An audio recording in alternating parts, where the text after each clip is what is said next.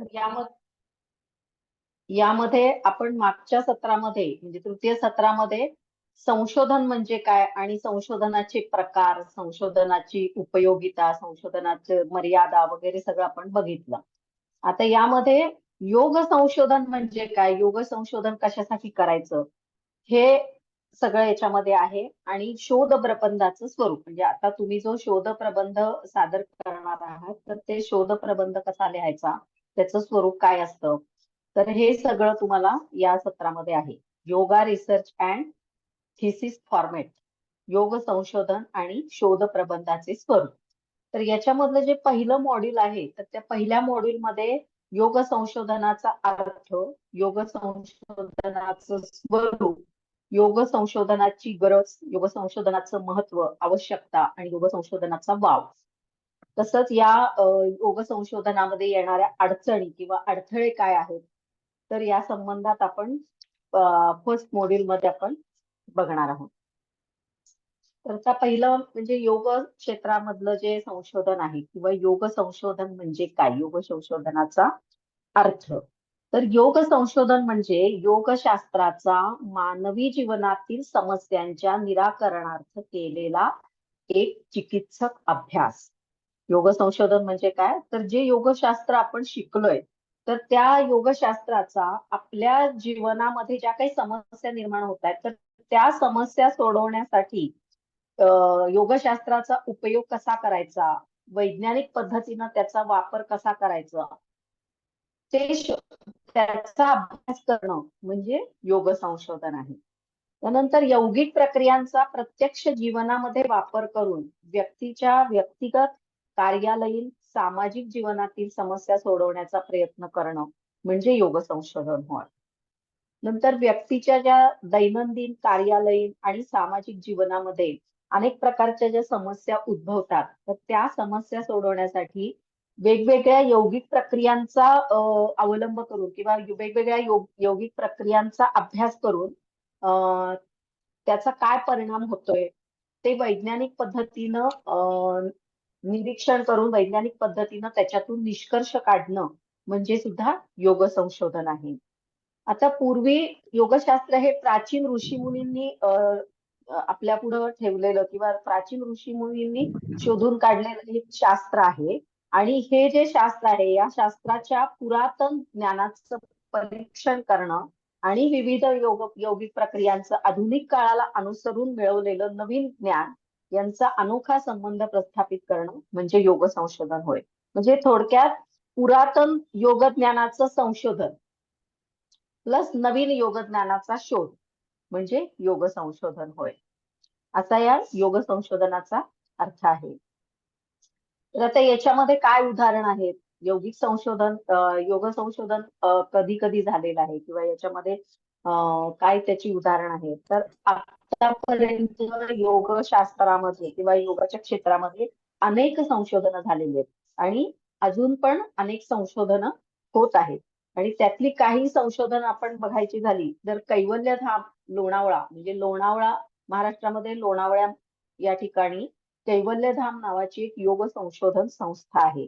आणि या संशोधन केंद्रामध्ये कपालभाती या यौगिक प्रक्रियेवर मोठ्या प्रमाणावर संशोधन झालेलं आहे आणि वेळोवेळी त्यांच्या योग मीमांसा या शोधपत्रिकेमध्ये त्यांनी हे शोध प्रबंध सादर केलेले आहे. आता कपालभाती ही एक अत्यंत महत्वाची अशी यौगिक प्रक्रिया मानली जाते. ती एक शुद्धी प्रक्रिया आहे, आता तुम्हाला माहिती आहे. तर ती शुद्धी प्रक्रिया आहे आणि ती श्वसनाशी संबंधित आहे. आणि हठयोग या ग्रंथामध्ये अतिशय विस्तृतपणे कपालभातीचं वर्णन आणि त्याचे फायदे वगैरे सांगितलेले आहेत. तर कपालभाती या प्रक्रियेमुळं शरीरांतर्गत काय परिणाम होतात, म्हणजे कपालभाती करत असताना शरीराच्या आतमध्ये काय काय चेंजेस होत असतात ते वैज्ञानिक दृष्टिकोनातून जगासमोर आणण्याचं काम हे कैवल्यधाम लोणावळा येथील संशोधनाद्वारे शोधून काढलेलं आहे. आणि त्याबद्दलचे जे शोध प्रबंध आहेत किंवा निरीक्षण जे आहेत किंवा निष्कर्ष जे आहेत ते सगळे त्यांनी त्यांच्या योग मीमांसा या शोधपत्रिकेमध्ये प्रसिद्ध सुद्धा केलेले आहेत. उदाहरणार्थ कपालभाती करताना ठराविक आवर्तनानंतर ऑक्सिमीटरनं ऑक्सिजन सॅच्युरेशन हे मोजून बघणं, म्हणजे एखादा माणूस कपालभाती करतोय, तर दर 5 आवर्तनानंतर ऑक्सिमीटर लावून किती ऑक्सिजन लेवल आहे हे चेक करणं. तर यासारखं योग संशोधन हे सगळीकडे होत असतं. नंतर बेंगलोरमध्ये ईशा योग फाउंडेशन कोइंबतूरमध्ये या योग संशोधन केंद्रामध्ये वेगवेगळ्या योगासनांचा मानवी शरीरावर होणारा परिणाम याविषयी मोठ्या प्रमाणावर संशोधन झाले आणि अजून सुद्धा सुरू आहे. बेंगलोरमध्ये आहे, कोइंबतूरमध्ये ईशा योग फाउंडेशन आहे. तिथं सुद्धा अनेक संशोधनं झालेली आहेत आणि अजून होतात पण आहेत. आता वेगवेगळी योगासनं ज्यावेळी आपण करतो, तर योगासनामध्ये ताण आणि दाब हे शरीराच्या विरुद्ध बाजूवर निर्माण होतात. उदाहरणार्थ तुम्ही जेव्हा पश्चिमोत्तानासन करता, तेव्हा पश्चिमोत्तानासन करत असताना काय होतं, की शरीराची जी पुढची बाजू आहे, तर त्या बाजूवर म्हणजे पोटावर, छातीवर दाब पडतो आणि त्याच वेळी पाठीकडचा जो भाग आहे त्या भागावर ताण पडतो. तर असे ज्यावेळी एका भागावर ताण पडत असेल तर दुसऱ्या भागावर त्याच्या विरुद्ध शरीराच्या विरुद्ध बाजूवर दाब पडत असतो. आणि जेव्हा योगासनं स्थिर टिकवली जातात म्हणजे होल्डिंग जेव्हा केलं जातं, तेव्हा हेच ताण आणि दाब शरीराच्या आतल्या बाजूला सरकतात आणि त्यामुळे त्याच्याशी संबंधित इंद्रियांवर, वेगवेगळ्या ग्रंथींवर, वेगवेगळ्या अवयवांवर हे ताण आणि दाब येतात आणि त्यांचा प्रभाव पडून त्या अवयवांची आणि इंद्रियांची कार्यक्षमता ही सुधारत असते. आणि यावर सुद्धा अनेक संशोधनं झालेली आहेत. उदाहरणार्थ पूर्व पश्चिमोत्तानासन केलं तर पोटावर दाब येतो आणि पाठीच्या कण्यावर ताण येत असतो. आणि भुजंगासन केलं की काय होतं, याच्या उलट होतं. भुजंगासन केलं तर उलट पोटावर ताण येतो आणि पाठीच्या कण्यावर दाब येत असतो.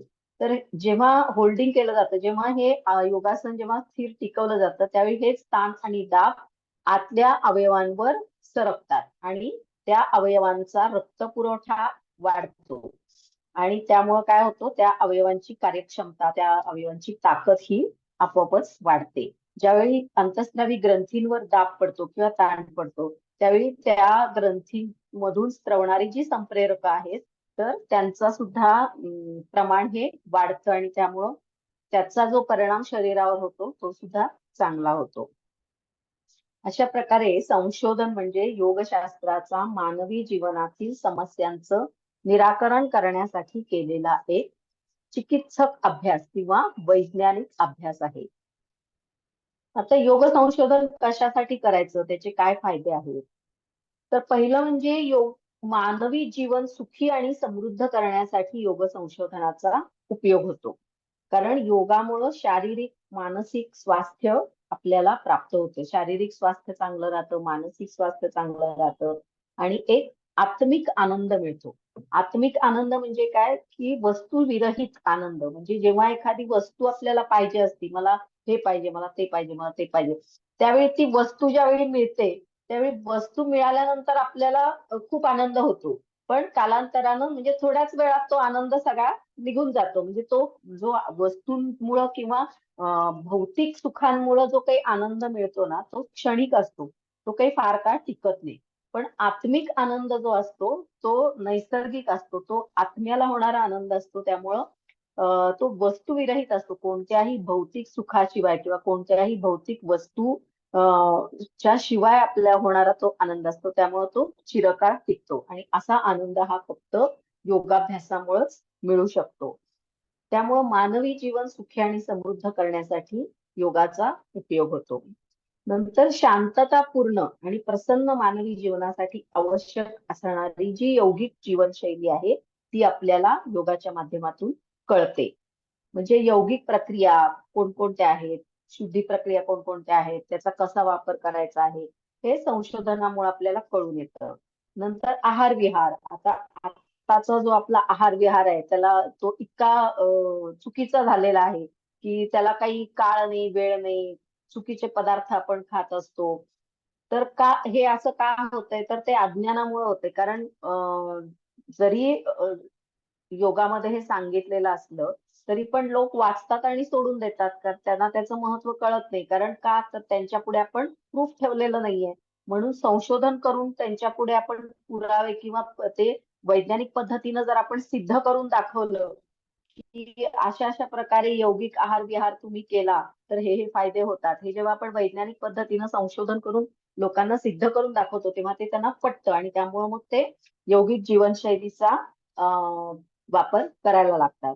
त्यानंतर योगानुसार दैनंदिनी उदाहरणार्थ ब्राह्म मुहूर्तावर उठणे, वेळेमध्ये झोपणे, सूर्यास्ताच्या आत म्हणजेच संध्याकाळी 7च्या आत जेवण करणं, अशी जी काही योगामध्ये जे आहार विहार किंवा यौगिक जीवनशैली सांगितलेली आहे त्याच्यावर आपण संशोधन करून जर निष्कर्ष काढले तर ते लोकांना पटेल आणि ते आत्मसात करतील आणि त्यामुळं लोकांचं आरोग्य हे सुधारेल.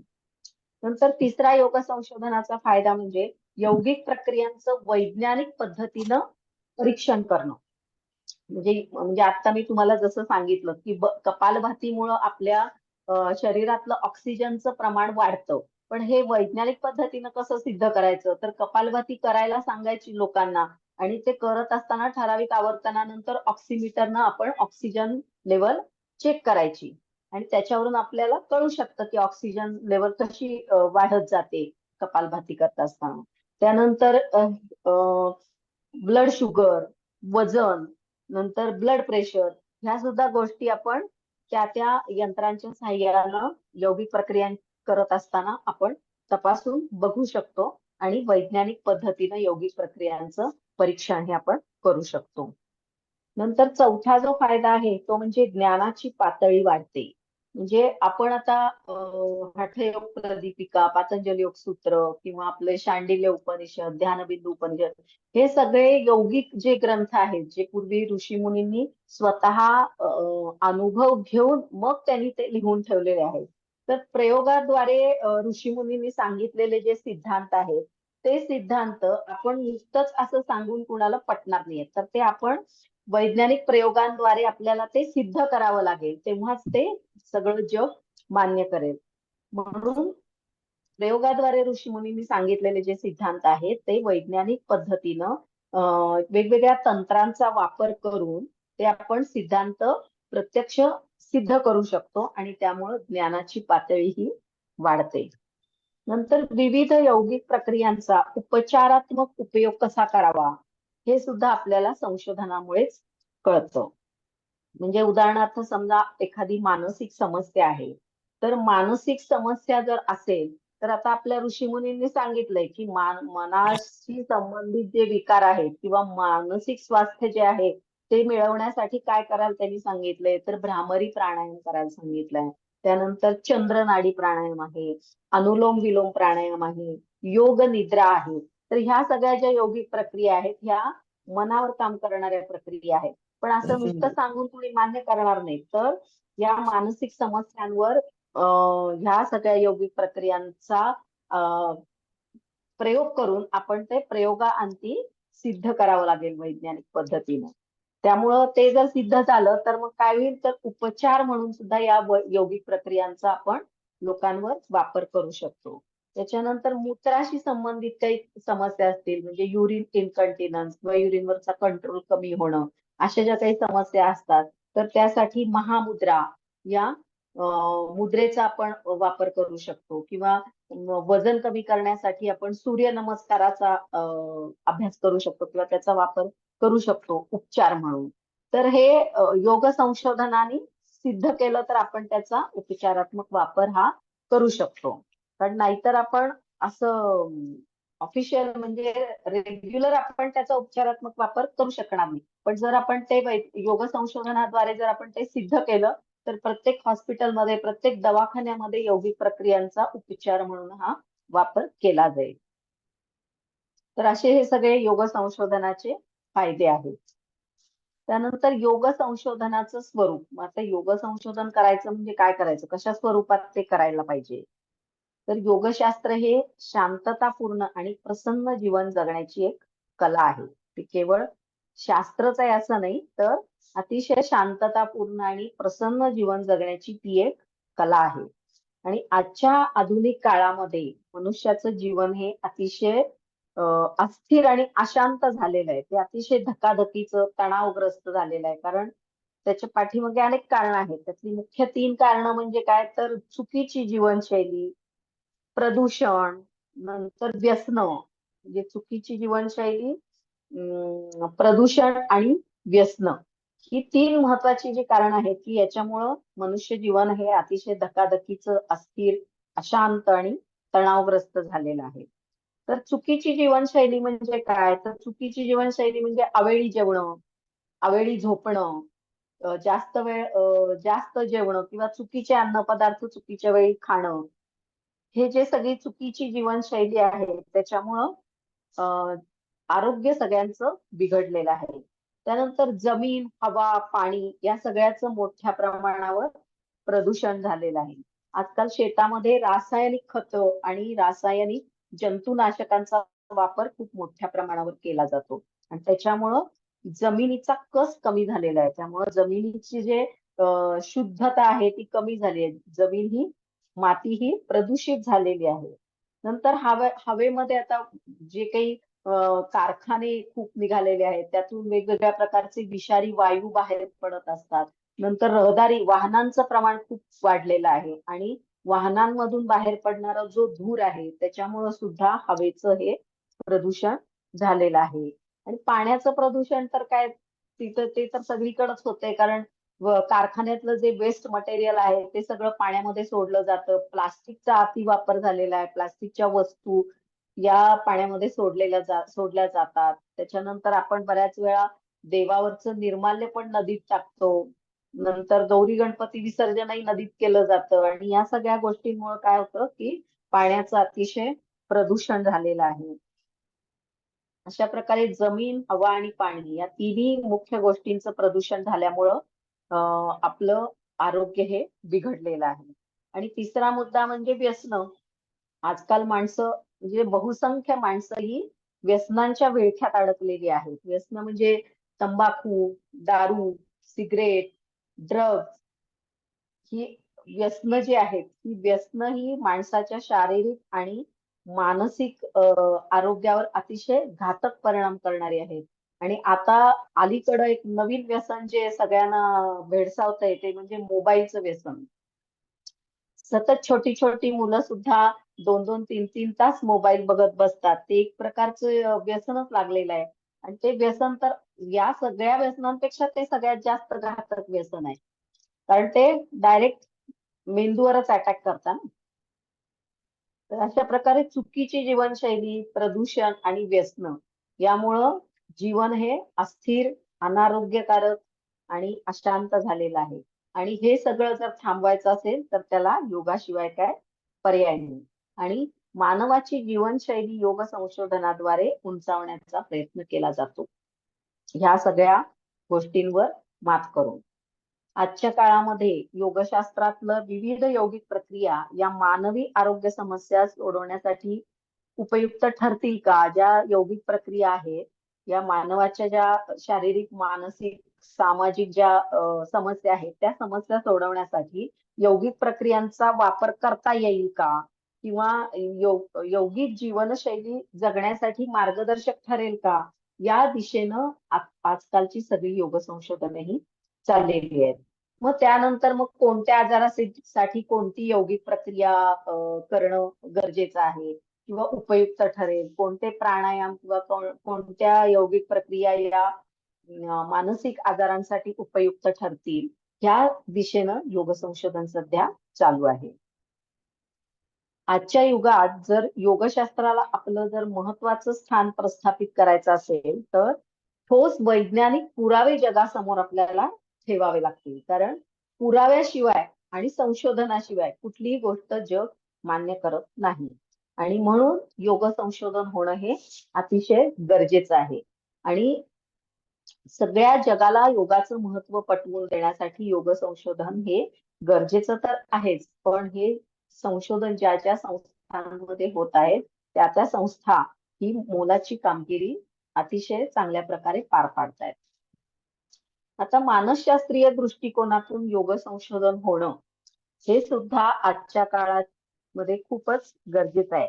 आणि त्या दिशेनं सुद्धा खूप संशोधन सध्या वेगवेगळ्या संशोधन संस्थांमध्ये होत आहेत.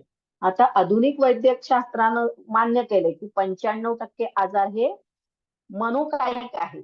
म्हणजे बरेचसे आजार, म्हणजे ब्लड प्रेशर आहे, डायबिटीस आहे, हृदयविकार आहे, किंवा जे ऑटो इम्युन डिसीजेस आपण म्हणतो, ते ऑटो इम्युन डिसीजेस सुद्धा मानसिक अनारोग्यामुळे उद्भवतात. म्हणजे मानसिक स्वास्थ्य नाही म्हणून त्याचा परिणाम शरीरावर होतो आणि वेगवेगळे आजार निर्माण होतात. त्याला मनोकायिक आजार असं म्हटलं जातं. आणि 95% आजार, म्हणजे आता जे आजार आहेत त्यातले 95% आजार हे मनोकायिक आहेत, असं आधुनिक वैद्यकशास्त्रानं सांगितलेलं आहे. मग जर मानसिक स्वास्थ्य सुधारायचं असेल तर मानसिक स्वास्थ्याला असं काही ऍलोपॅथीत खास काही औषध नाहीये, किंवा त्याला खास काही खूप औषधं नाहीयेत की ज्याच्यामुळे मानसिक स्वास्थ्य सुधारेल. तर मग यात यौगिक प्रक्रियांचा मानसिक स्वास्थ्य सुधारण्यासाठी उपयोग होऊ शकतो. तर पण त्याच्यावर आता संशोधन व्हायला पाहिजे. संशोधनाने आपण ते सिद्ध केलं तर उपचार म्हणून आपण त्याचा वापर सगळीकडे करू शकतो. शिवाय विविध यौगिक प्रक्रियांद्वारे पंचकोशात्मक उपचार करून सुद्धा हे आजार बरे होऊ शकतात. आणि यावर सुद्धा मोठ्या प्रमाणावर योग संशोधन चालू आहे. पंचकोशात्मक उपचार म्हणजे म्हणजे काय? तर आपलं जे शरीर आहे ते पंचकोशात्मक आहे. म्हणजे अन्नमय कोश, प्राणमय कोश, मनोमय कोश, विज्ञानमय कोश आणि आनंदमय कोश, अशा या प्रत्येक कोशावर विविध यौगिक प्रक्रियांचा परिणाम होत असतो. आणि तशा पद्धतीनं पंचकोशात्मक उपचार करून आपण मानसिक स्वास्थ्य मिळवू शकतो आणि त्यामुळं मनोकायिक आजारांचं प्रमाण हे कमी करू शकतो. नंतर यौगिक प्रक्रियांचा मनावर काय परिणाम होतो, किती प्रमाणात मनाचं सामर्थ्य वाढतं, या दिशेनं सुद्धा योग संशोधन चालू आहे. नंतर शास्त्राचं जे खरं स्वरूप आहे ते प्रतिबंधात्मकच आहे, परंतु त्याचा आपण उपचारात्मक वापर सुद्धा करू शकतो.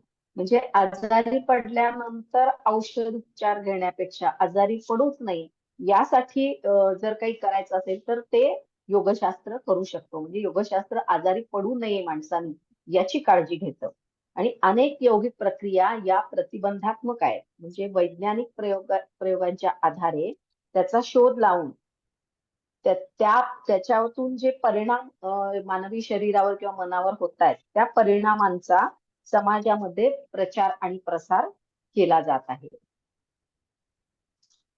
नंतर वैज्ञानिक क्षेत्रातील वैद्यांना संशोधनामध्ये आज मोठ्या प्रमाणावर महत्व निर्माण झालेलं आहे. म्हणजे आधुनिक वैद्यक उपकरणांच्या साहाय्यानं विविध यौगिक प्रक्रियांचा शरीराच्या आतील अवयवांवर काय परिणाम होतो हे योग संशोधनानं स्पष्ट होत आहे.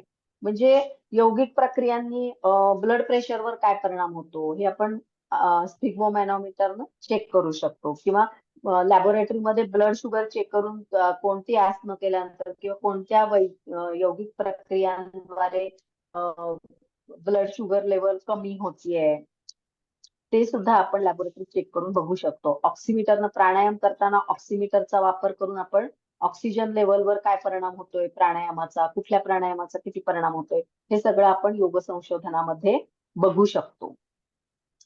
आणि आज केवळ भारतातच नाही तर संपूर्ण जगभरात अनेक योग संशोधन संस्था निर्माण होत आहेत. आणि प्राचीन भारतीय ऋषीमुनींचं जे योगशास्त्र आहे यावर जगभरात मोठ्या प्रमाणावर संशोधन केलं जात आहे. वैज्ञानिक प्रयोगांच्या साहाय्यानं योगशास्त्र हे समाजाच्या शेवटच्या टप्प्यापर्यंत, म्हणजे अगदी तळागाळातल्या लोकांपर्यंत योगशास्त्र पोहोचवण्याचं कार्य करण्यासाठी योग संशोधन हे गरजेचं आहे. आणि हे कार्य मोठ्या प्रमाणावर सध्या केलं सुद्धा जात आहे. तर हे असं योग संशोधनाचं स्वरूप आहे. नंतर योग संशोधनाचं काय महत्व आहे, योग संशोधन केल्यामुळे काय काय होईल, कशासाठी करायचं योग संशोधन? तर योगशास्त्र हे अति प्राचीन काळापासून महत्वाचं मानलं गेलेलं आहे. म्हणजे खूप प्राचीन काळापासून, म्हणजे वैदिक काळापासून योगशास्त्र ही एक महत्वाची ज्ञानशाखा मानली गेलेली आहे. आणि परंतु मध्यंतरीच्या काळात, म्हणजे ज्यावेळी भारतावर मोगलांची आक्रमण झाली, त्याच्यानंतर ब्रिटिशांनी 100 वर्ष आपल्यावर राज्य केलं, तर ह्या सगळ्या काळामध्ये योगशास्त्र हे मानवी जीवनापासून लांब गेलं. म्हणजे ते खंडित झालं होतं आणि त्यामुळं ते सर्वसामान्य माणसांपासून तर खूपच दूर गेलं.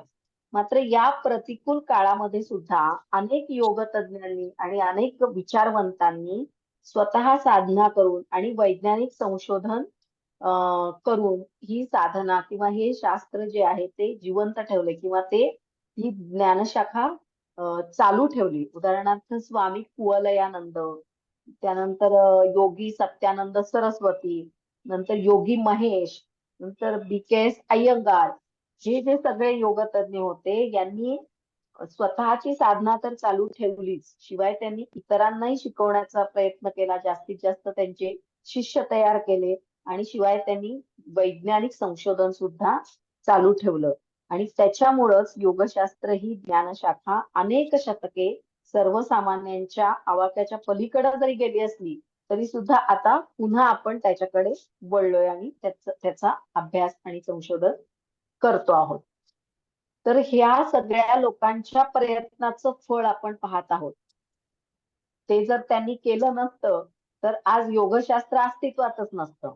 पण त्यांनी ती ज्ञानशाखा चालू ठेवली, त्यामध्ये संशोधन चालू ठेवलं, त्यामुळं भारतात आणि भारताबाहेर सुद्धा योगाला खूप मान्यता, प्रसिद्धी आणि महत्व प्राप्त झालेलं आहे.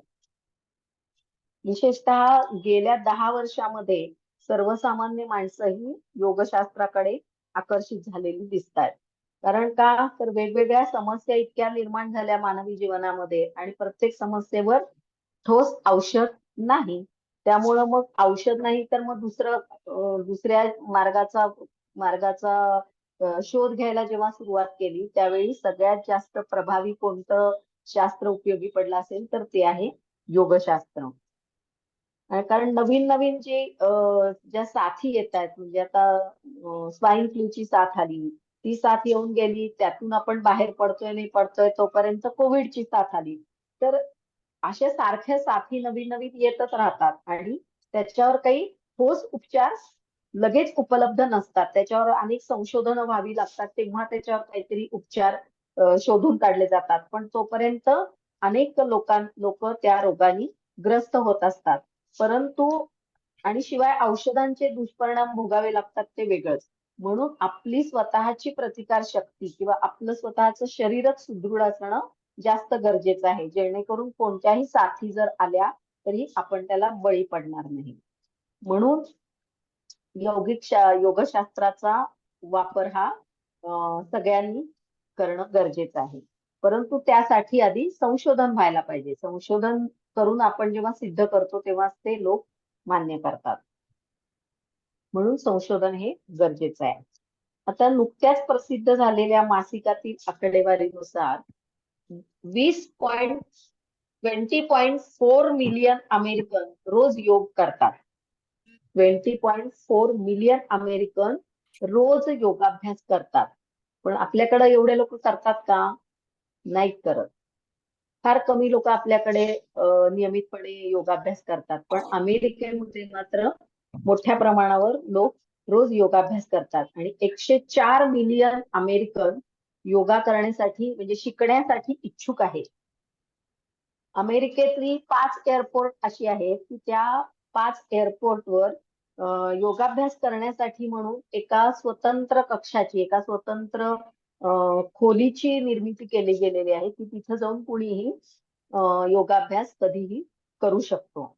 त्यामुळं प्रवासाच्या काळात सुद्धा लोकांना तिथे योगाभ्यास करता येतो. आपल्याकडे खरं तर असं व्हायला पाहिजे, पुढे मागे होईल सुद्धा. नंतर जगात इतर देशांमध्ये योग शिक्षण हे अनेक शाळा, महाविद्यालय, विद्यापीठांमध्ये अनिवार्य करण्यात आलेलं आहे. आणि विद्यार्थ्यांवर योगाचा काय परिणाम होतोय, म्हणजे योगाचा परिणाम तर सकारात्मकच होणार आहे विद्यार्थ्यांवर, पण आपण ते योग संशोधनाद्वारे सिद्ध करण्यासाठी म्हणून त्यावर अनेक संशोधनं चालू आहेत. म्हणजे इतकी योग संशोधनं झालंय की लोक वैज्ञानिक दृष्टिकोनातून योगाकडे बघायला लागले आणि त्यामुळं भारतात आणि भारताबाहेर सुद्धा लोक योगाकडे आकर्षित झालेले आहेत. म्हणजे पूर्वी योगशास्त्र म्हणजे हे एक अध्यात्म म्हणूनच त्याच्याकडे बघितलं जायचं, पण आता ते केवळ अध्यात्म म्हणून न बघता लोक वैज्ञानिक पद्धतीनं किंवा वैज्ञानिक दृष्टिकोनातून योगशास्त्राकडे बघायला लागलेले आहेत. त्याच्यामुळं आपल्या इथे सुद्धा आता सगळ्या शाळांमध्ये, कॉलेजेसमध्ये आणि इंजिनिअरिंग कॉलेजेसमध्ये, मेडिकल कॉलेजेसमध्ये सुद्धा योगशास्त्र हा विषय अनिवार्य करण्यात आलेला आहे. तो विषय तर आहेच, पण त्याची परीक्षा सुद्धा ठेवलेली आहे. आता नुकतंच मी एका इंजिनिअरिंग कॉलेजमध्ये एक्सटर्नल एक्झामिनर म्हणून गेले होते योगाच्या. तर तिथे मुलांना सूर्यनमस्कार, योगासनं, कपालभाती, प्राणायामाचे काही प्रकार, ओंकार, हे सगळं तिथे शिकवण्यात आलेलं होतं. आणि त्याच्यावरच मला एक्झाम द्यायची होती. आणि आता हे काम चांगल्या पद्धतीनं चालू केलेलं आहे. म्हणजे हा एक खूप चांगला उपक्रम आहे की सगळ्याच कॉलेजेसमध्ये त्यांनी योगशास्त्र हा विषय अनिवार्य केलेला आहे. त्यामुळं ते शिकतायत. आता मुलांना काहीच माहिती नव्हतं कोण्या की. कॉलेजमध्ये मॅडम? हॅलो हा हॅलो मॅम, सध्या कॉलेजमध्ये मॅम? हो, सगळ्या कॉलेजेसमध्ये आहे. इंजिनिअरिंग कॉलेजमध्ये तर आता ह्या वर्षीपासून एक्झाम पण होती. त्यामुळं तुम्हाला वाव आहे तिथं योगा टीचर म्हणून संधी मिळण्यासाठी. कारण मी आता नुकतेच एक्सटर्नल एक्झामिनर म्हणून इथल्या बारामतीतल्या एका इंजिनिअरिंग कॉलेजमध्ये जात होते. 600 मुलांची एक्झाम घेतली मी. त्यामुळे त्यांना परीक्षा पण आहे. म्हणजे नुसतंच एक विषय, एक फिजिकल ऍक्टिव्हिटी म्हणून तो विषय न ठेवता त्याची एक्झाम घेतली गेली आहे. आणि त्याच्यात त्यांनी एक प्रोजेक्ट पण दिला गेला होता त्यांना योगाशी संबंधित. तर ते प्रोजेक्टला सुद्धा मार्क होते. तर अशा प्रकारे सगळीकडे हॅलो, काय विचारायचंय का? नाही मॅम. ठीक आहे. हा. जसं आरोग्य क्षेत्रामध्ये वेगवेगळ्या यौगिक प्रक्रियांचा उपचारात्मक वापर किंवा प्रतिबंधात्मक वापर कसा करता येईल यावर योग संशोधन चालू आहे. तसंच क्रीडा क्षेत्रामध्ये सुद्धा योग संशोधन चालू आहे. क्रीडा क्षेत्रामध्ये कशासाठी चालू आहे, तर खेळाडूंचं मनस्वास्थ्य चांगलं राहावं, त्यांचं मनोबल वाढावं, किंवा त्यांची शारीरिक क्षमता किंवा शारीरिक कौशल्याचा विकास व्हावा, निर्णय क्षमता चांगली व्हावी, यासाठी क्रीडा क्षेत्रामध्ये यौगिक प्रक्रियांवर संशोधन चालू आहे. त्यानंतर औद्योगिक क्षेत्रात सुद्धा योग संशोधन चालू आहे. म्हणजे औद्योगिक क्षेत्रामध्ये कामगारांना व्यसनांपासून दूर राहण्यासाठी मनावर नियंत्रण ठेवणं आवश्यक आहे. तर त्यासाठी किंवा त्यांची निर्णय क्षमता वाढण्यासाठी, त्यानंतर जे वरच्या हुद्द्यावरचे लोक असतात, मॅनेजर लेवलचे लोक असतात किंवा सुपरवायझर लोक असतात, तर ते खूप तणावग्रस्त असतात. त्यांना तणाव खूप असतो त्या कामाचा. तर त्यांना तणावमुक्तीसाठी यौगिक प्रक्रियांचा कसा उपयोग होईल या दृष्टीनं औद्योगिक क्षेत्रात सुद्धा योग संशोधन चालू आहे. नंतर संपूर्ण जगभरामध्ये आरोग्य क्षेत्रात योग संशोधन हे मोठ्या प्रमाणावर चालू आहे. म्हणजे फक्त भारतातच नाही तर पूर्ण जगभरात चालू आहे. आणि विविध यौगिक प्रक्रिया जसं योगासनं आहेत, ध्यान आहे, धारणा आहे, प्राणायाम आहे, तर या प्रक्रियांचे शरीरावर आणि मनावर काय परिणाम होतात यावर सुद्धा मोठ्या प्रमाणावर संशोधन केलं जात आहे. तसंच योगाचा औषधांप्रमाणे उपचार म्हणून योगाचा वापर कसा करता येईल यावर देखील संशोधन केलं जात आहे. म्हणजे उदाहरणार्थ एखाद्या प्रसूतीगृहामध्ये तिथल्या गर्भावस्थेतल्या म्हणजे गर्भिणी स्त्रियांना यौगिक प्रक्रिया शिकवायच्या, त्यांच्याकडून त्या करून घ्यायच्या, जेणेकरून गर्भाची वाढ चांगली होईल आणि आपली पुढची पिढी ही चांगली सुदृढ जन्माला यावी.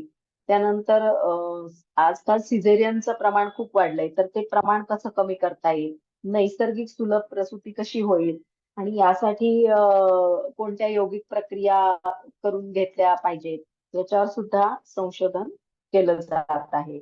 आता योगशास्त्र ही एक अनमोल ज्ञानशाखा आहे आणि संशोधनांमुळे ती आता मुख्य प्रवाहात आलेली आहे.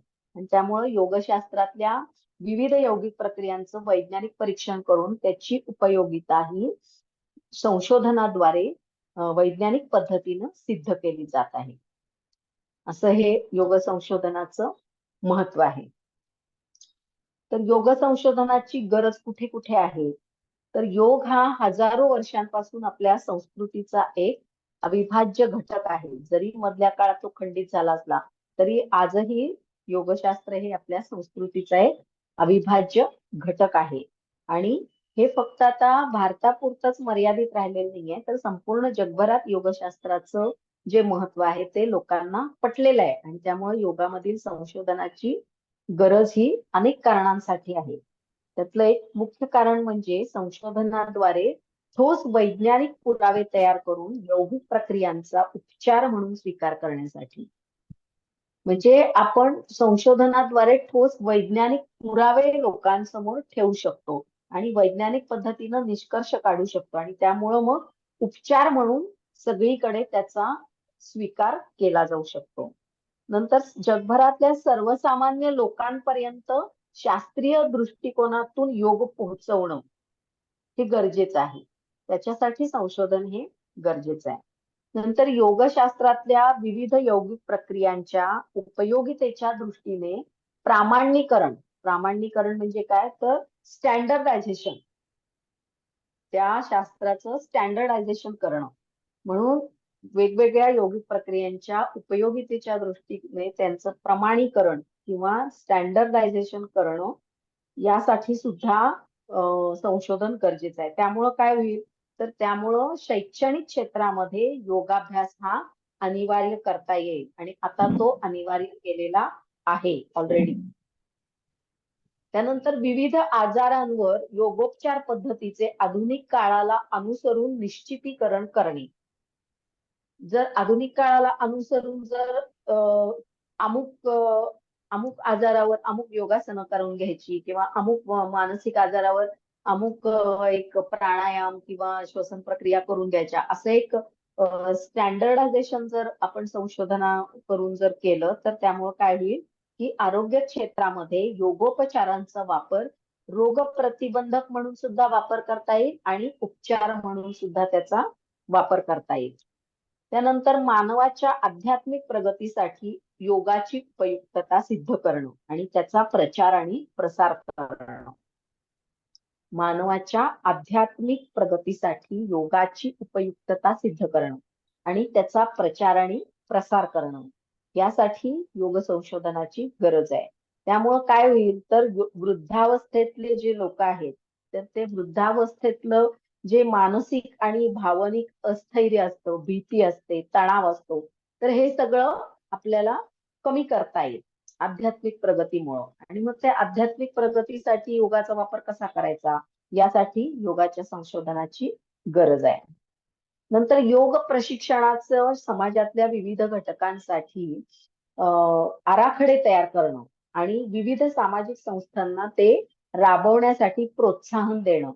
म्हणजे थोडक्यात आता वृद्धावस्थेतले जे मानसिक प्रॉब्लेम आहेत तर ते कमी करण्यासाठी आपल्याला जर योग संशोधन करायचं असेल तर त्याच्यासाठी एक निश्चित असा एक आराखडा तयार करायचा, एक प्लॅन तयार करायचा आणि तो एखाद्या वृद्धाश्रमाला द्यायचा आणि ते तिथे मग त्यावर संशोधन चालू होईल.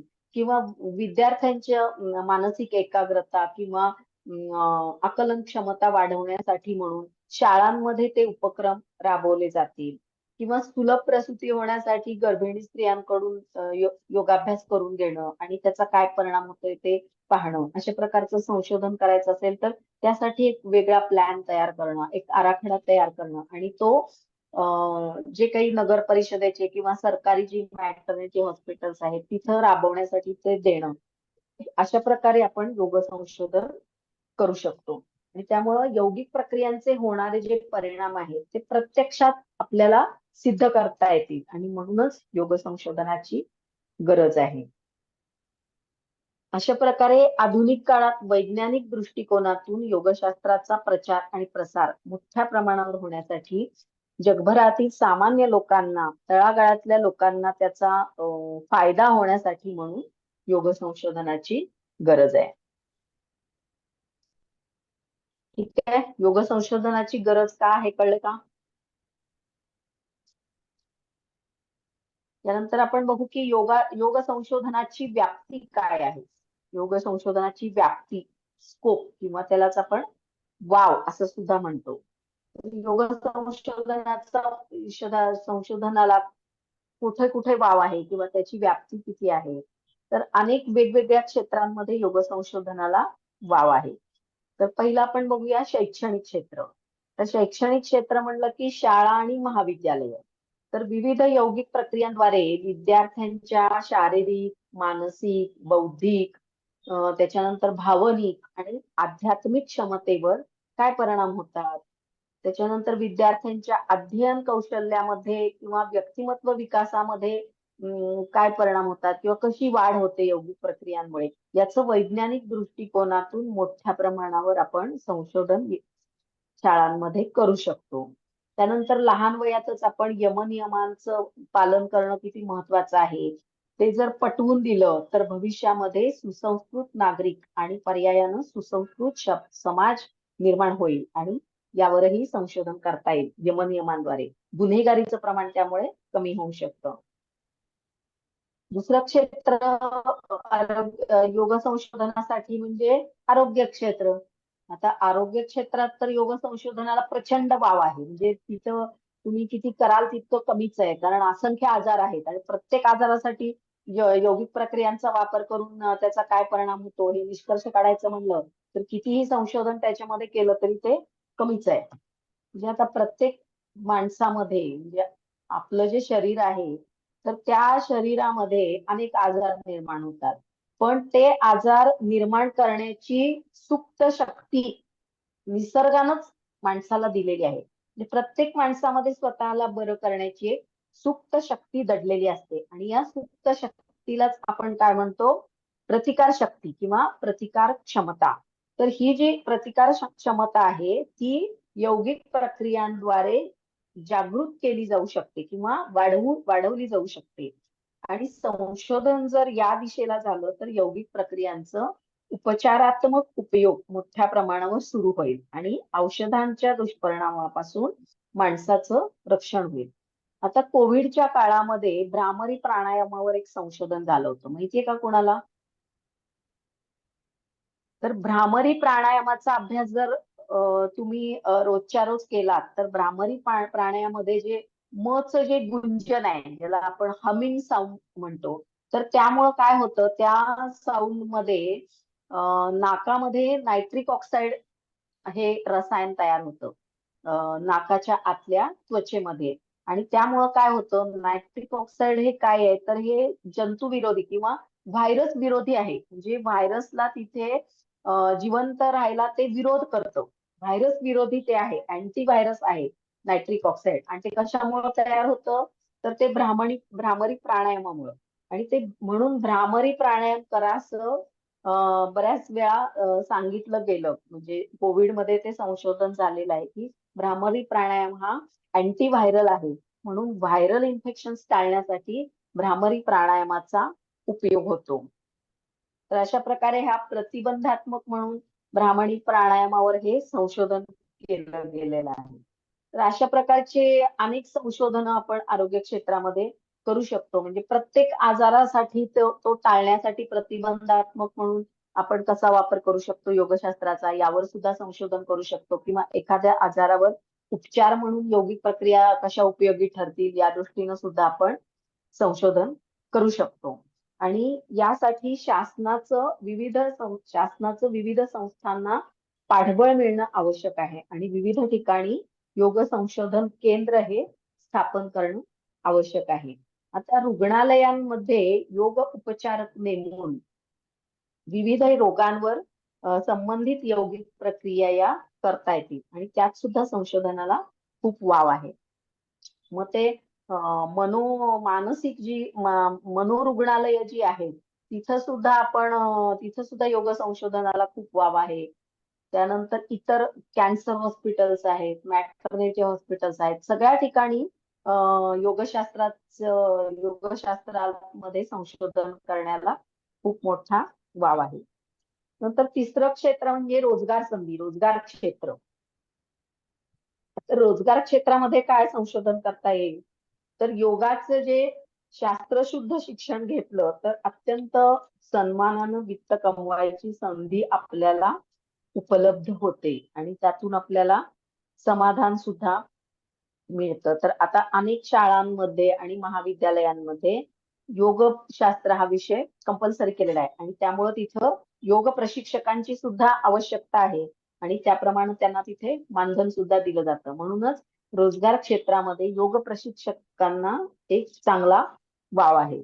नंतर कुणीही व्यक्ती हे समजा तुम्हाला जर दुसरीकडे योग शिक्षक म्हणून नोकरी करायची नसेल, तर तो स्वतःच योग प्रशिक्षण केंद्र सुद्धा काढू शकतो. आणि आजकाल खूप ठिकाणी म्हणजे प्रत्येक शहरामध्ये अनेक योगा क्लासेस आहेत आणि त्याद्वारे सुद्धा लोक चांगल्यापैकी पैसे कमवू शकतात. अशा प्रकारे रोजगार क्षेत्रामध्ये संशोधनाला वाव आहे. त्यानंतर अनेक योग संशोधन केंद्रामध्ये सुद्धा योग शास्त्रज्ञांची आवश्यकता असते, योगा रिसर्चर. तर तिथं सुद्धा रोजगाराची संधी उपलब्ध होते. त्यानंतर योग साधनांचं उत्पादन म्हणजे योगाशी निगडित अनेक साधनं जी आहेत, म्हणजे योगाची खुर्ची आहे, नंतर योगाची सतरंजी म्हणजेच योगा मॅट आहे, किंवा विविध शुद्धिक्रियांची जी साधनं आहेत, म्हणजे बस्ती देण्यासाठी जो कॅन आणि पाईप वापरला जातो तो, नंतर जलनेती पात्र, किंवा अशी जी साधनं आहेत, तर या सगळ्या साधनांच्या प्रोडक्शन मध्ये सुद्धा रोजगार संधी उपलब्ध होऊ शकतात. त्यानंतर वेगवेगळ्या ज्या योगा पॅन्ट आहेत, योगा टी शर्ट आहेत, नंतर योगा मॅट आहे, ते मॅट ठेवण्यासाठी पण एक सॅक असते. तर शिवाय प्रॅक्टिससाठी वापरण्यात येणारे जे वेगळ्या वेगळ्या प्रकारचे वेगळ्या वेगळ्या आकाराचे ठोकळे असतात, म्हणजे अवघड अवघड आसनं करण्यासाठी सुरुवातीला जे काही प्रॅक्टिस करावी लागते त्याच्यासाठी काही बेल्ट आणि ठोकळ्यांचा वापर केला जातो. तर त्याचं सुद्धा उत्पादन करून रोजगार उपलब्ध करता येऊ शकतो आणि याच्यामध्ये सुद्धा योग संशोधनाला वाव आहे. तर अशा प्रकारे प्रत्येक क्षेत्रामध्ये योग संशोधनाला वाव आहे. मग यामध्ये परत क्रीडा क्षेत्र आलं, औद्योगिक क्षेत्र आलं, याच्यामध्ये सुद्धा योग संशोधनाला चांगला वाव आहे. तर हे सगळ्या मुद्द्यांच्या आधारे तुम्ही पेपरमध्ये हे सगळं लिहू शकता. आता हे झालं योग संशोधनातली व्याप्ती. आता योग संशोधनातल्या अडचणी, योग संशोधनामध्ये अडचणी पण बऱ्याच येतात. तर कोणकोणत्या अडचणी येऊ शकतात? आता कोणतंही योग संशोधन हे शास्त्रीय संशोधनाचे सर्व निकष पूर्ण करताय का याची खात्री करून घेता आली पाहिजे. आणि त्या दृष्टिकोनातून संशोधन करताना काही अडचणी आपल्याला येतात. तर कोणत्या अडचणी येतात? तर पहिली अडचण म्हणजे नमुन्याचा आकार. नमुना म्हणजे आपण ज्याच्यावर यौगिक प्रक्रियांचा प्रयोग करणार आहोत, ती व्यक्ती किंवा ती गोष्ट म्हणजे नमुना. म्हणजे एका छोट्या आकाराच्या, म्हणजे आता समजा विद्यार्थ्यांवर तुम्ही यौगिक प्रक्रियांचा प्रयोग करणार आहात, तर ते विद्यार्थी म्हणजे नमुना. तर मग हा जो नमुना आहे, तर एका छोट्या आकाराच्या नमुन्यावर जर योग संशोधन केलं तर त्याचे निष्कर्ष हे अचूक येणार नाही किंवा ते संपूर्ण समूहाला लागू पडणार नाही. त्यामुळं नमुना हा संपूर्ण समूहाचं प्रतिनिधित्व करणारा हा असला पाहिजे. म्हणून छोट्या आकाराचा नमुना किंवा खूप कमी विद्यार्थी घेऊन त्यांच्यावर प्रयोग केला तर ते संशोधन अचूक होणार नाही. म्हणून शिवाय नमुन्याचा आकार खूप मोठा असला तरी सुद्धा योग संशोधन करणं अतिशय किचकट होऊ शकतं. म्हणून संपूर्ण समाजाचं प्रतिनिधित्व करण्यायोग्य असा नमुन्याचा आकार ठरवणं गरजेचं आहे. आणि ते एक मोठी अडचण येऊ शकते आपल्याला योग संशोधनामध्ये. नंतर दुसरी एक अडचण म्हणजे प्लॅसिबो परिणाम. प्लॅसिबो परिणाम म्हणजे काय? तर निवडलेल्या नमुन्याला जर आधीच विश्वास असेल की मी निवडलेल्या योग प्रक्रियांनी आपण बरे होणारच आहे. म्हणजे समजा एखादा रक्तदाब असलेला माणूस आहे की ज्याला रक्तदाबाचा आजार आहे आणि त्याच्याकडनं आपण कपालभातीचा प्रयोग त्याच्यावर आपण करणार आहोत. पण त्याच्या जर आधीच ठाम विश्वास असेल की नाही कपालभातीनं रक्तदाब हा कमी होणार म्हणजे होणारच, तो होणारच आहे कमी, असं जर आधीच त्याला ठाम विश्वास असेल तर तो होतच असतो. त्याच्या मनोबलामुळं त्याचं ब्लड प्रेशर कमी होणारच असतं. पण ते कपालभातीनच झालंय का त्याच्या मूळच्या मनोबलामुळे झालंय, पूर्वग्रहामुळे झालंय, ते आपल्याला कळत नाही. त्याला म्हणतात प्लॅसिबो परिणाम. तर मग अशा परिस्थितीमध्ये योग्य ते परिणाम आपल्याला जाणून घेता येत नाही. म्हणून प्लॅसिबो परिणाम हा आपल्याला टाळणं शक्य होत नाही. म्हणून ज्यांना योगाची फारशी काही माहितीच नाहीये अशा लोकांना प्रयोगासाठी घ्यावं लागेल. ज्यांना आता आता जर योगाचे जे विद्यार्थी आहेत तर त्यांच्यावर जर प्रयोग करायचा म्हणलं तर मग असे प्लासिबो परिणाम हे होऊ शकतात. म्हणून प्लासिबो परिणाम टाळण्यासाठी म्हणून ज्यांना योगाची फारशी माहिती नाही अशाच नमुन्याची निवड करायला पाहिजे. नंतर नमुना निवडीमध्ये पक्षपातीपणा म्हणजे नमुना निवड ही शहरातील समस्त लोकांमधून केली गेली पाहिजे. पण नमुन्यांची निवड एखाद्या योग केंद्रातून किंवा योगाश्रमातून किंवा योग संस्थेमधून केली जाते आणि त्यामुळं काय होतं, नमुना निवडीमध्ये पक्षपातीपणा होतो.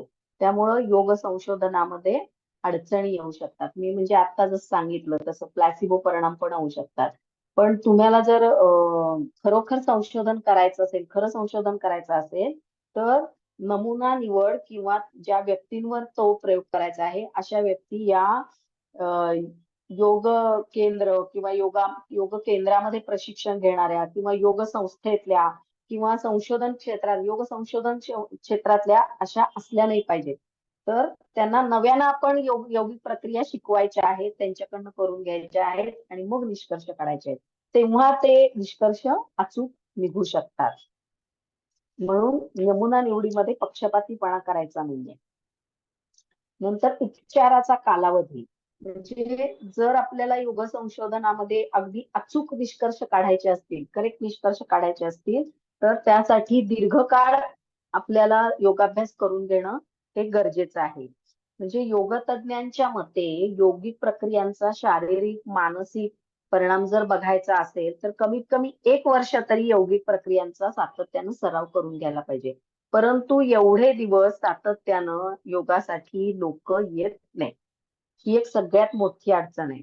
आणि म्हणून योग उपचारामध्ये उपचारांचा कालावधी दीर्घ असणं ही एक मोठी अडचण आहे आणि त्यामुळं आपल्याला मग अपेक्षित असलेले निष्कर्ष लवकर मिळत नाहीत. आता आपण जे MA साठी जो तुम्ही लघु शोध प्रबंध लिहिणार आहात त्यामध्ये तुम्ही काय करताय, 3 महिनेच फक्त आपण योगाभ्यास करून घेतो आणि 3 महिन्यानंतर लगेच निष्कर्ष काढतो. पण 3 महिन्यांपेक्षा जास्त म्हणजे जर 1 वर्ष योगिक प्रक्रिया करून घेतल्या आणि त्याच्यानंतर जर निष्कर्ष काढले तर ते करेक्ट येतील. 3 महिन्यात तेवढे करेक्ट येणार नाही. तर हा जो उपचारांचा कालावधी आहे ही एक सगळ्यात मोठी अडचण आहे. कारण एवढे दिवस लोक आपल्याकडं येणं खूप अवघड असतं. नंतर 5वी अडचण म्हणजे उपचारातलं सातत्य. म्हणजे योग संशोधनामध्ये निवडलेल्या यौगिक प्रक्रियेचा लोकांकडून सातत्यानं अभ्यास करून घेणं आवश्यक असतं. त्याच्याशिवाय ते आपल्याला योग्य ते परिणाम मिळणार नाहीत. त्यामुळे अचूक निष्कर्ष सुद्धा मिळणार नाहीत. आणि योगोपचारातलं जे सातत्य आहे ही खूप मोठी अडचण आहे. कारण ज्या सूचना आपण दिलेल्या असतात लोकांना त्या काटेकोरपणे लोक पाळतीलच असं काही सांगता येत नाही. शिवाय नियमितपणे सर्व लोक योगाभ्यासाला येत नाहीत. काही ना काही अडचणी सांगतात आणि मध्ये मध्ये ते बुडवतात. नंतर ठीक आहे नाही आलो आपल्याकडं पण ते घरी करतीलच याची पण काही शाश्वती नाही. आपण सांगतो की ठीक आहे तुम्हाला यायला नाही जमत आहे 8 दिवस तर तुम्ही ते घरी करा. पण ते करतील याची काही अजिबात गॅरंटी नाही. त्यामुळे उपचारातलं सातत्य जे आहे ते टिकून राहत नाही आणि त्यामुळे योग्य ते परिणाम आपल्याला अभ्यासता येत नाहीत. नंतर 6वी अडचण म्हणजे आध्यात्मिक परिणामांचे मापन. म्हणजे आध्यात्मिक परिणाम काय होतात, वेगवेगळ्या यौगिक प्रक्रिया करून घेतो आपण त्याचा माणसाच्या जीवनावर आध्यात्मिक परिणाम होत असतो. पण तो बाकीच्या गोष्टी आपण बघू शकतो किंवा मोजू शकतो वेगवेगळ्या मशीनच्या साह्यानं. पण आध्यात्मिक परिणामाचं काय, तो कसा मोजायचा, ते कळणार कसं आपल्याला. तर त्याचं काही आपण मापन करू शकत नाही. म्हणजे आता योगशास्त्राचं जे अंतिम ध्येय काय आहे, मुख्य उद्देश काय आहे, तर मोक्ष प्राप्ती, समाधी अवस्था आणि पुढे आत्मा आणि परमात्म्याचं मिलन. आत्मा आणि परमात्मा हे एकरूप होणं म्हणजेच मोक्ष प्राप्ती हे आपल्या योगशास्त्राचं अंतिम ध्येय आहे. आणि योगाच्या प्रत्येक टप्प्यावर आध्यात्मिक प्रगती होत असते. आणि दीर्घ योग साधनेनंतर जो साधक अगदी टोकाला पोचलेला असतो म्हणजे समाधी अवस्थेपर्यंत जो पोचलेला असतो त्याच्या शरीरावर तर परिणाम झालेला असतोच. पण त्याच्या मनावर आणि त्याच्या आंतरिक जाणीवांवर सुद्धा खूप मोठा परिणाम झालेला असतो. आणि आध्यात्मिक आणि मानसिक बदल हे होत असतात. मनामध्ये बदल होत असतात. पण हे परिणाम मोजण्यासाठी आपल्याकडं कुठलंही परिमाण नाहीये. कुठलंही आपल्याकडं तंत्र नाहीये किंवा शास्त्रोक्त कुठलीही मापन पद्धती किंवा मापन तंत्र आपल्याकडं नाहीये. त्यामुळं मनाची स्थिती मोजण्यासाठी कोणतंही साधन आपल्याकडं नाही आणि ही योग संशोधनातली एक खूप मोठी अडचण आहे. आणि या ठिकाणी शास्त्रीय दृष्ट्या आपण अजूनही कमी पडत आहोत. म्हणजे आध्यात्मिक परिणाम होत आहेत हे आपल्याला कळते, पण त्याचं मापन आपण करू शकत नाही. ही एक या योग संशोधनामधली एक सगळ्यात मोठी अडचण आहे. ठीक आहे, तर हे झालं योग संशोधनातल्या अडचणी. तर हे मॉड्यूल 1 इथं पूर्ण झालेलं आहे. आता मॉड्यूल 2 आपण उद्या सुरू करूया. तर याच्यात काही अडचणी आहेत का? काही शंका असेल तर विचारा.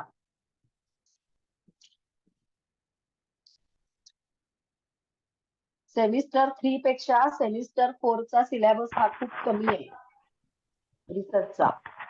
मॅडम मॅम याच्या नोट्स आम्हाला मिळणं गरजेचं आहे लवकरात लवकर. हो मिळतील ना नोट्स. आताच हा. सुरू झाले ना सत्र, आताच सुरू झालंय ना चतुर्थ सत्र. चिंतनात्मक प्रबंधाविषयी माहिती सांगा थोडं मॅडम आम्हाला, आणि थोडस मार्गदर्शन पण करा. आम्ही अजून चालू केलं नाही मॅडम. काय चालू केलं? मी कधी सांगितलं होतं? तुमचे सगळ्यांचे विषय सुद्धा मी निश्चित करून दिले होते. चिंतनात्मक म्हणजे तुम्ही जो विषय घेतलेला आहे त्या विषयाशी संबंधित पुस्तकं तुम्ही वाचायला पाहिजेत. आणि तुम्हाला एक चिंतनात्मक प्रबंधाचं एक सॅम्पल म्हणून मी एक प्रबंध तुम्हाला पाठवलेला आहे रामरक्षेवरचा. मिळालाय ना सगळ्यांना? मॅडम नाही, परत एकदा पाठवता का ते? हा पाठवते परत एकदा. आणि तो प्रबंध समोर ठेवायचा. फॉर्मॅट तोच राहील, फक्त मधला मजकूर तुमचा बदलत जातो तुमच्या विषयाला धरून. बाकी फॉर्मॅट प्रकरण सेमच राहतात. आणि पहिली जी अनुक्रमणिकेपर्यंतची जी पानं आहेत ती तर अगदीच सेम असतात. तिथं फक्त नावं बदलायची, तिथली नावं काढायची आणि तिथं तुमची नावं टाकायची. तुमचं नाव, तुमच्या प्राचार्यांचं नाव, तुमच्या महाविद्यालयाचं नाव, असं सगळं फक्त वेगळं वेगळं तिथं टाकायचंय. बाकी फॉर्मॅट तोच राहतो. तुमचे विषय निश्चित झालेत का? तुमचा विषय कोणता आहे? नाही ना मॅडम, विषय निश्चित केला नाही अजून. बर, का नाही केला? मग आता करा पटकन. विषय निश्चित तुम्ही करा म्हणजे पुढं काम चालू होतं. तुम्ही सुचवा, थोडस आम्हाला मार्गदर्शन करा. आम्हाला थोडस जम्बलिंग होऊन चाललंय.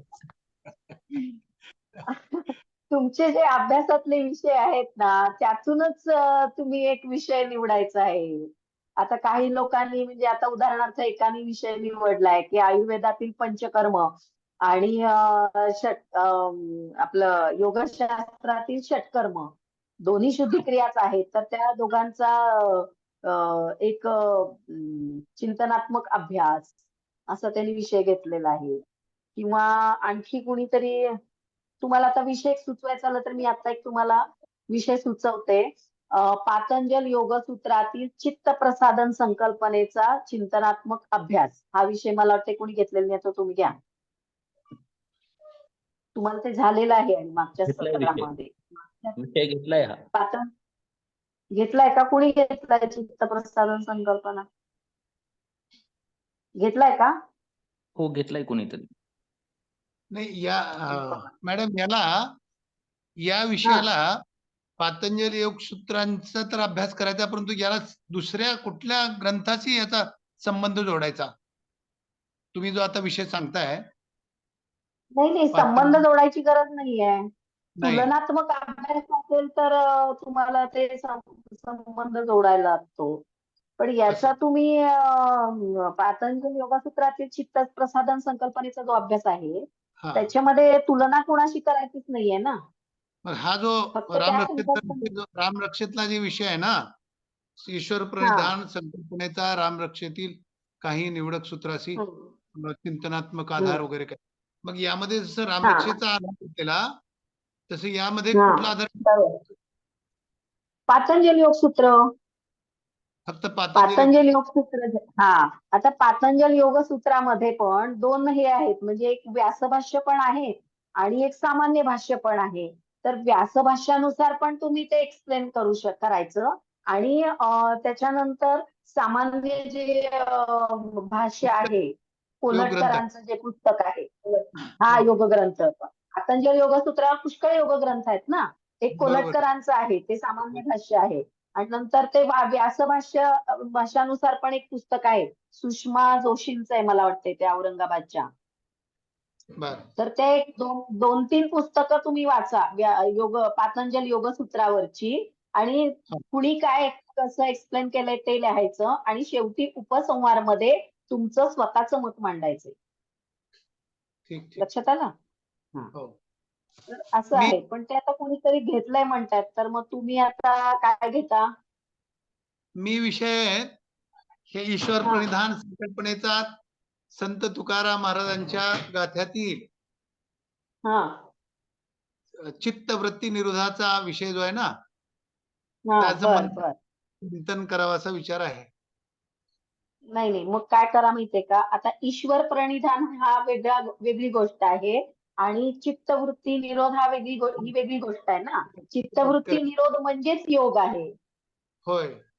बरोबर. हा, मग तुम्ही एकतर ईश्वर प्रणिधान हा विषय घ्या, म्हणजे तुकारामांच्या संत तुकारामांच्या गाथांमधील ईश्वर प्रणिधान संकल्पना ठीक. असा विषय घ्या, किंवा संत तुकारामांच्या गाथेतील चित्तवृत्ती निरोध असा तरी विषय घ्या. होय. हा, दोन्हीपैकी एक कुठला तरी सिलेक्ट करा. ईश्वर प्रणिधान हा एक साधन आहे योग चित्तवृत्ती निरोधासाठी, आणि ज्याच्यातून समाधी प्राप्ती करायची.